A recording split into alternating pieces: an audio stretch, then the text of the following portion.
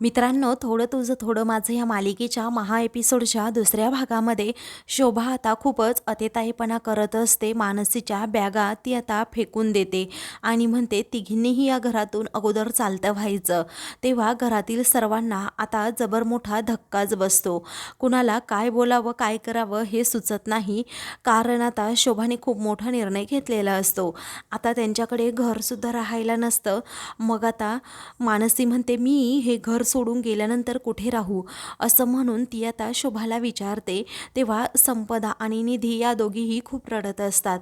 त्यानंतर शोभा म्हणते अजिबात माझ्या घराचा उंबरा पुन्हा तू चढायचा नाहीस. विनीत आता शोभाला शांत करत असतो, परंतु शोभा त्याला एका हातानेच अशी मागे ढकलते, त्यामुळे तोही पडतो.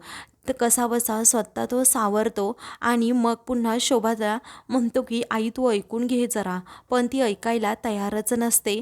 त्यावेळी ती आता मानसीचा हात पकडते आणि मानसीला दरवाजाच्या बाहेर ढकलून देते. कोणता मुलगा तुझ्याबरोबर लग्न करतोय ते मी आता बघतेच, असं म्हणून ती रागातच मानसीकडे पाहते आणि तिला ढकलून दिलेलं असतं. आता तेवढ्यातच तेथे तेजस येतो.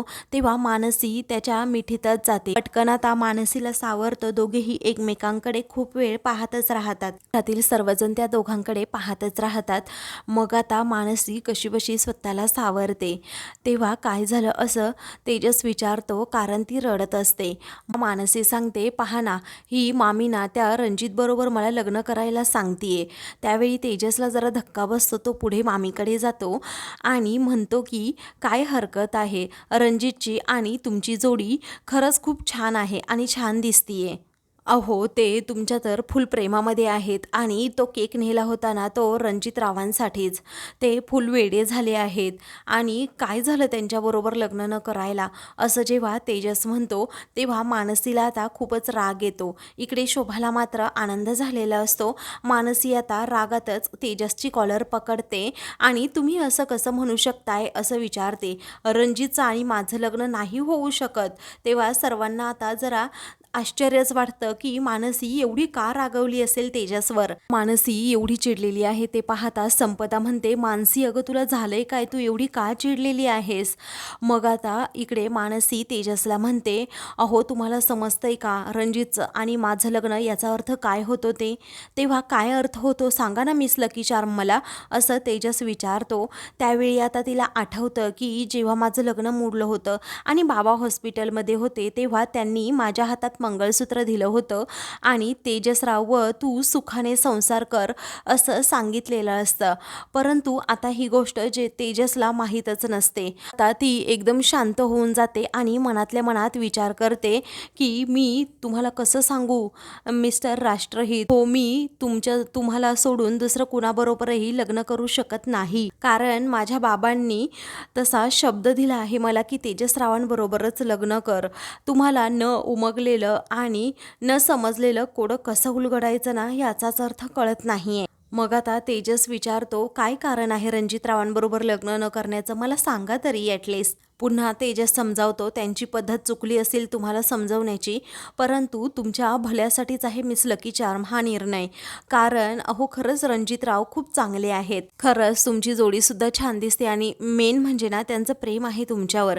शोभा आता पुढे येते आणि म्हणते बघ पाहिलं का, अगं यांचंसुद्धा तेच म्हणणं आहे, आता माझं नाही तर यांचं तरी ऐक. तेव्हा मानसी रागातच म्हणते हा माझा स्वतःचा निर्णय आहे आणि माझं म्हणणं ना इथे कुणालाच का नाही कळत.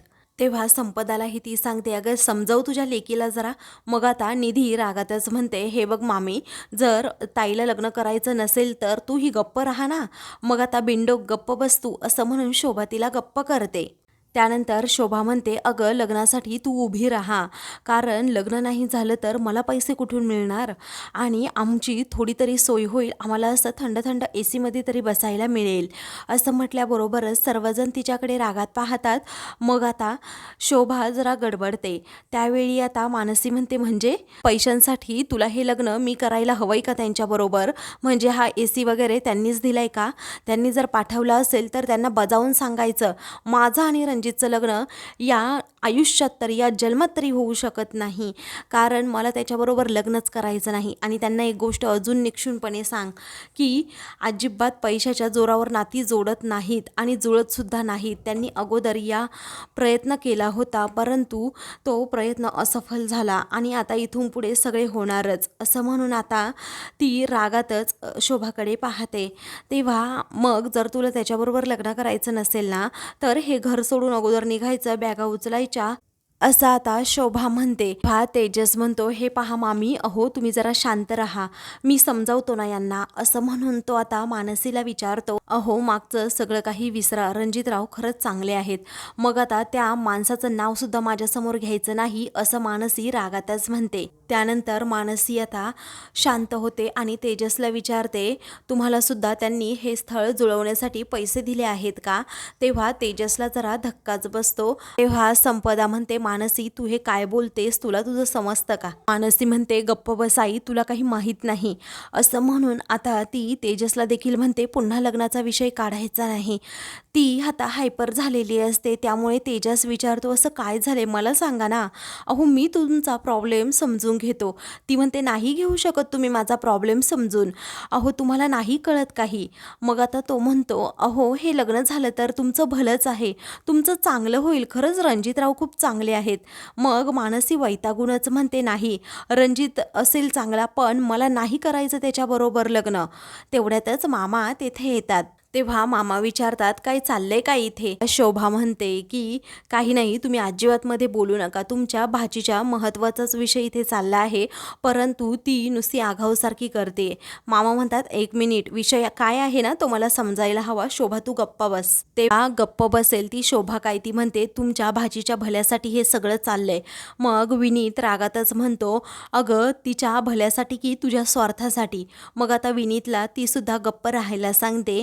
त्यावेळी विनीत म्हणतो, नाही राहणार मी गप्प, कारण मानसीच्या आयुष्याचा प्रश्न आहे, असं म्हणून तो त्याच्या पप्पांना म्हणजेच मामाला सांगतो की कसं आहे ना, मानसी आणि आत्या एवढे चांगले आहेत ना की आई जरी खोटं बोलली, आईने खोटेपणा केला तरीही त्या नेहमी तुमच्यापासून लपवतात. तेव्हा मामा विचारतात, अरे काय झालंय मला सांगा तरी एकदा. मग आता विनीत म्हणतो, काय आहे ना, रणजितचं आणि मानसीचं लग्न लावण्यासाठी आईने त्या रणजितच्या आईकडून पैसे घेतले आहेत. हे ऐकताच आता मामाच्या तळपायाची आग मस्तकात जाते.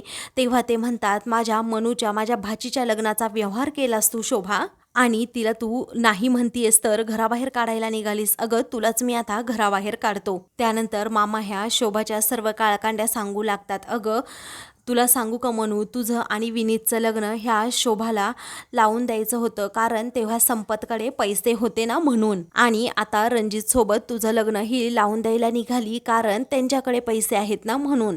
त्यानंतर आता मानसी म्हणते, मामा आम्हाला निघायला हवं, मामीला जर आम्ही इथे नको असेल तर.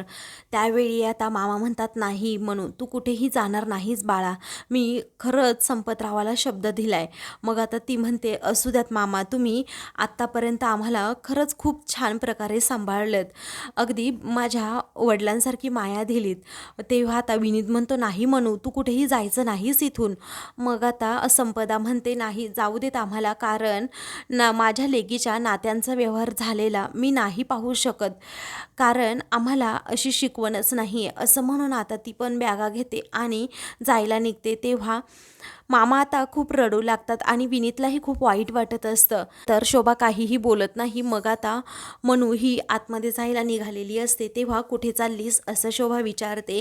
तेव्हा माझ्या बाबांच्या श्रद्धेचं सुद्धा ओझं तुमच्यावर नको, असं म्हणून ती पांडुरंगाची मूर्ती घेते आणि पुढे पुढे चाललेली असते. त्याचवेळी आता मामाला खूपच वाईट वाटतं. सर्वजण म्हणजेच तेजस, मामा आणि विनीत म्हणत असतात, जाऊ नकोस तू, मानसी खूप स्वाभिमानी असते, ती आता लगेच जायला निघते.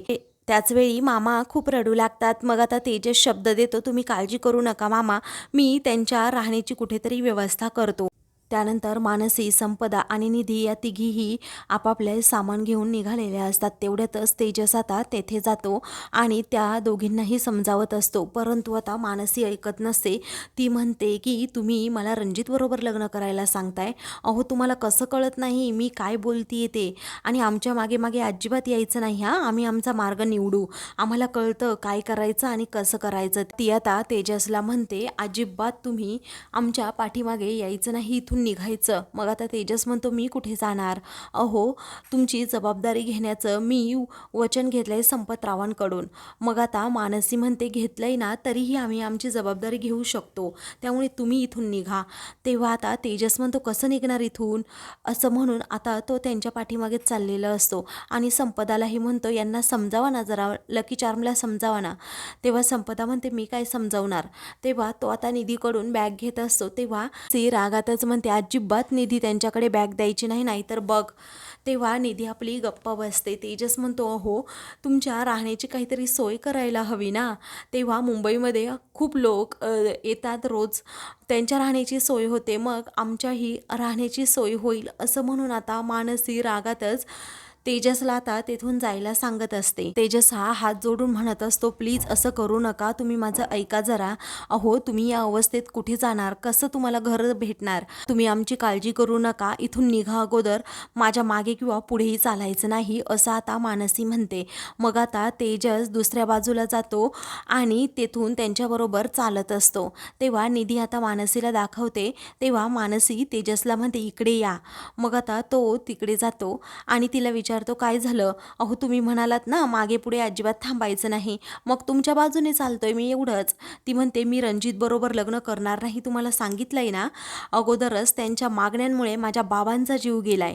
मग आता असं म्हणून ती पुढे जाते. तेव्हा संपदाच्या तो पाया पडत असतो आणि म्हणतो ऐका ना अहो आई तुम्ही तरी. मग आता ती म्हणते खरं सांगू का तुम्हाला तेजसराव, अहो तुम्ही मनाने खूप चांगले आहात, परंतु मला ना हे रणजितचं स्थळ अजिबात पटलेलं नाही. त्यांच्या आईच्या किती मागण्या होत्या तुम्ही पाहिलंच असेल ना. अहो जेव्हा मागण्या केल्या ना तेव्हा खरं तर मला हे अजिबात पटलं नव्हतं, परंतु काय करायचं, बापाला फक्त खानदानामध्ये मुलगी द्यायची होती आणि त्याच्या पायीच त्यांनी जीव गमावलाय. आता मला हे स्थळ अजिबात पटत नाही, पसंत पण नाही. रणजितराव भले असतील चांगले, परंतु त्यांची आई पुढे त्यांचा एक शब्द देखील चालत नाही. लग्नात देखील आता ते काही बोलू शकले नाही, यावरूनच तुम्ही समजा लग्न मोडलंय.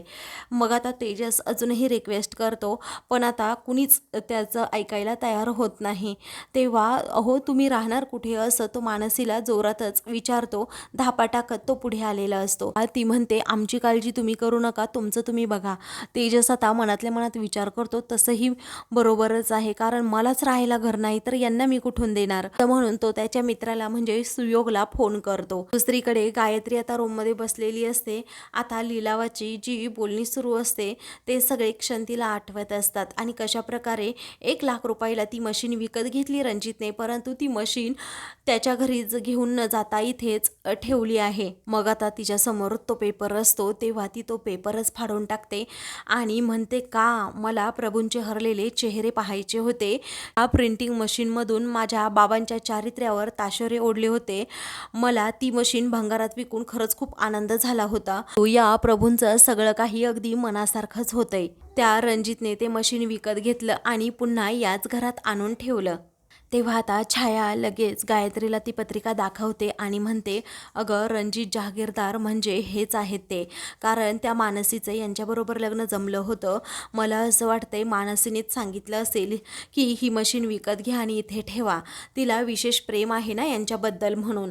मग आता मानसी नाही तर तेजस प्रभू, असं म्हणून आता विनोद तेथे येतो. त्यावेळी आता गायत्रीला मोठा धक्काच बसतो.